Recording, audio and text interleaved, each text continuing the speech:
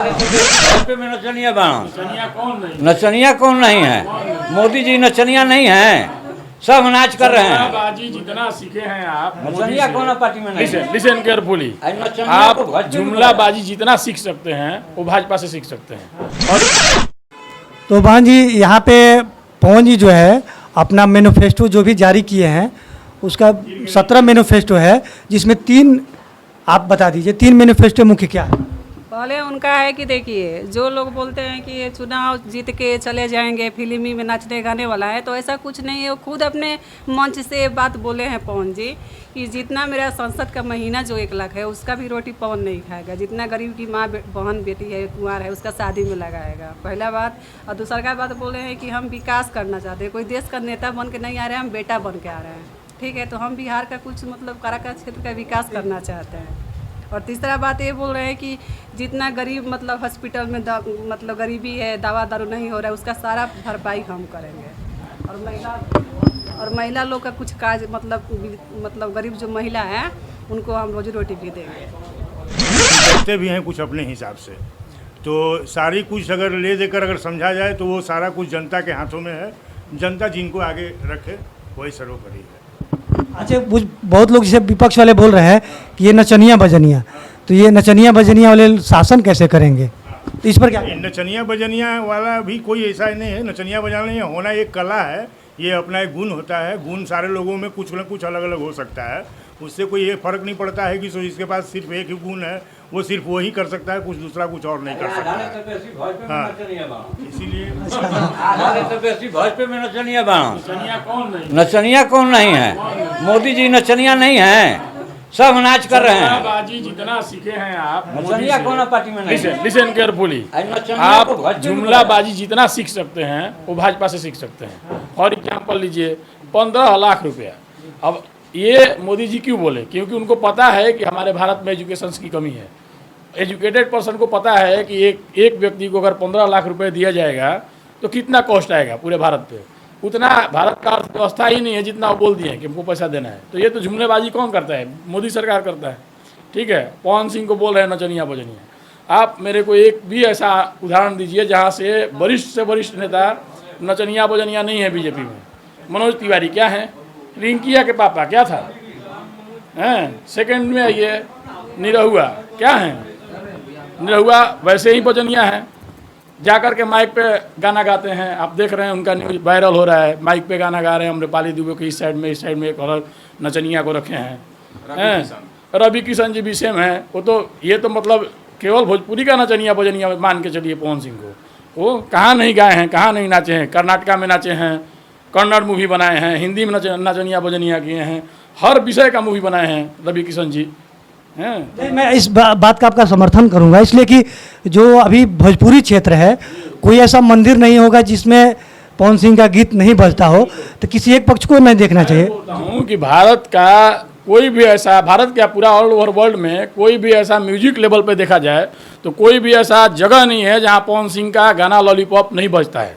All over world, मैं Dubai return हूँ, even मैं यूएस में भी काम किया है, तो कोई भी ऐसा म्यूजिक लेवल पे देखा जाए तो उसका गाना बजता ही बजता है, क्योंकि उसका म्यूजिक सुपर हिट है, इसको कोई दो डाउट नहीं है। और सेकेंड थिंग्स है कि घर का माँ बहन जो है सिर्फ पवन सिंह का ही गाना सुनती है। रीज़न क्या है?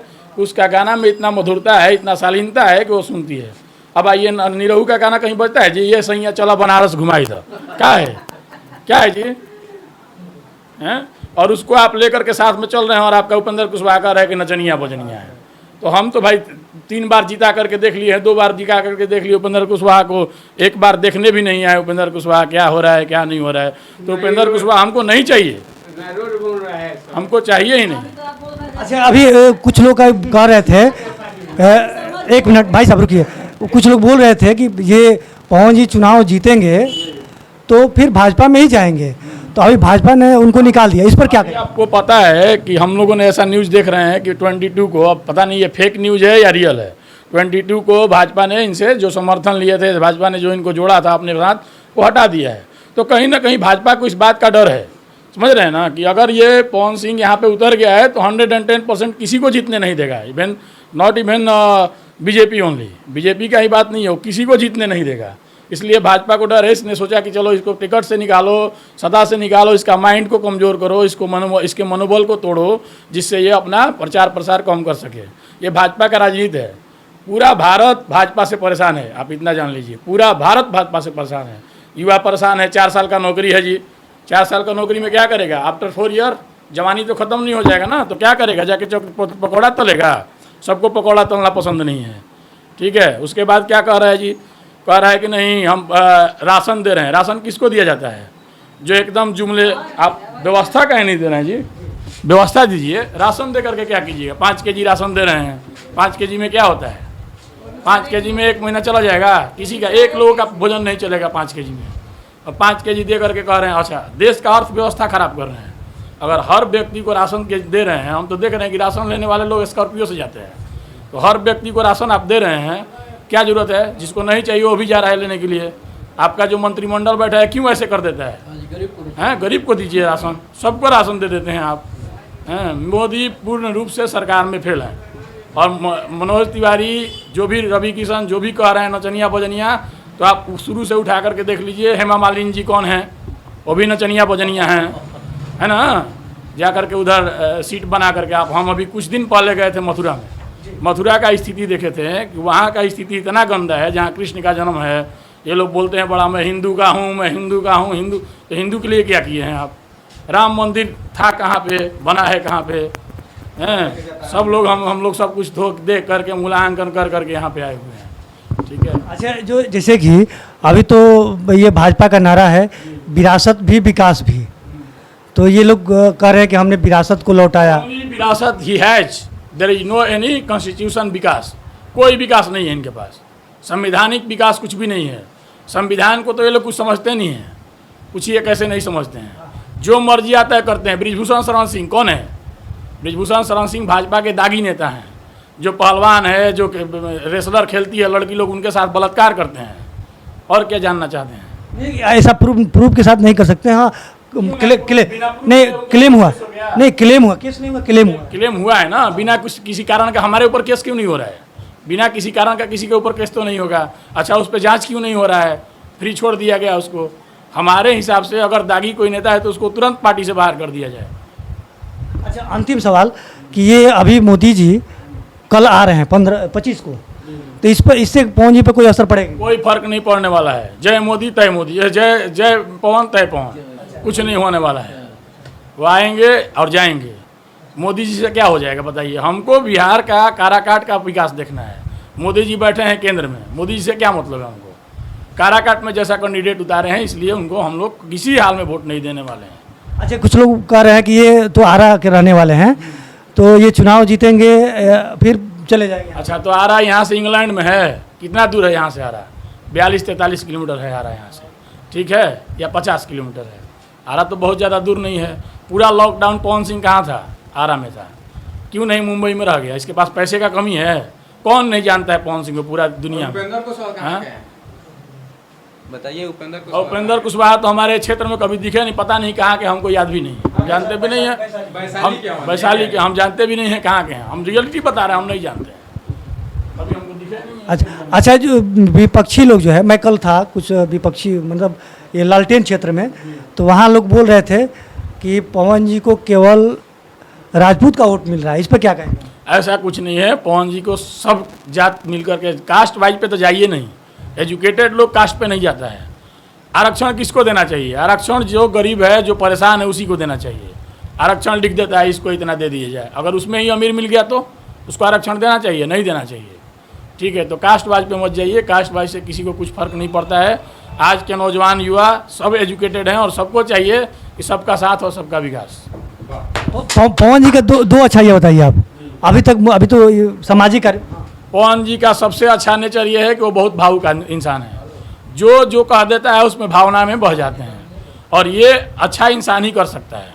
क्योंकि जो इंसान जुमलेबाजी करेगा, जो इंसान तो किसी का मतलब हार्ट प्योर उसका होगा ही नहीं, बस सुनेगा और इधर से सुनेगा इधर से निकाल देगा। पवन जी का ऐसा बहुत सारा उदाहरण है।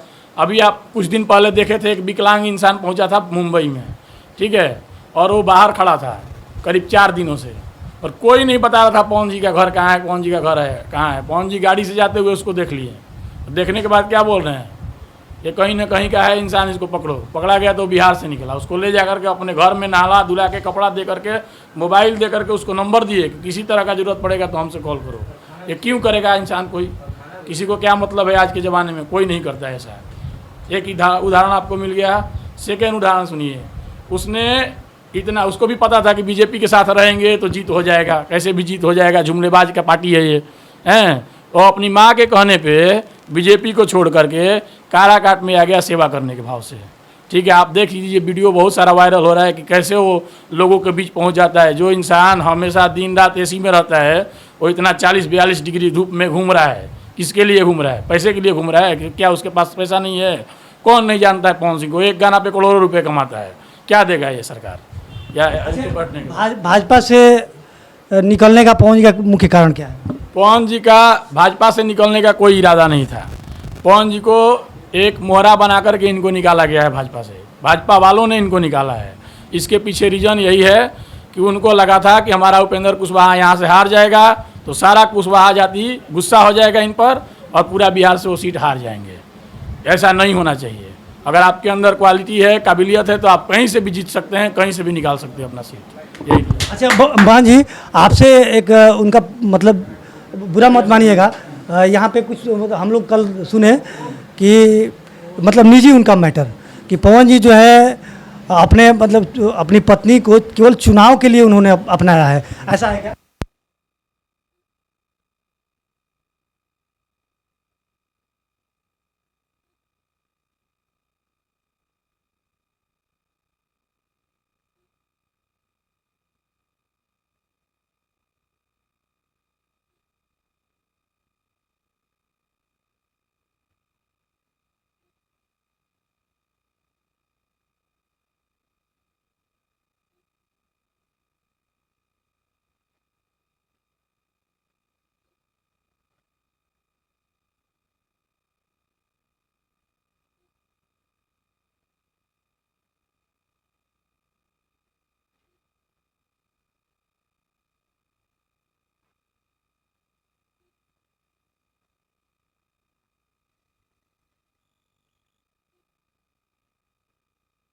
जीत कर जब जाएगा तो किसी का समाचार पूछने के लिए नहीं आएगा। लोग ये इसको वोट दे दीजिए, इसको वोट दीजिए, सब हाला हुआ है।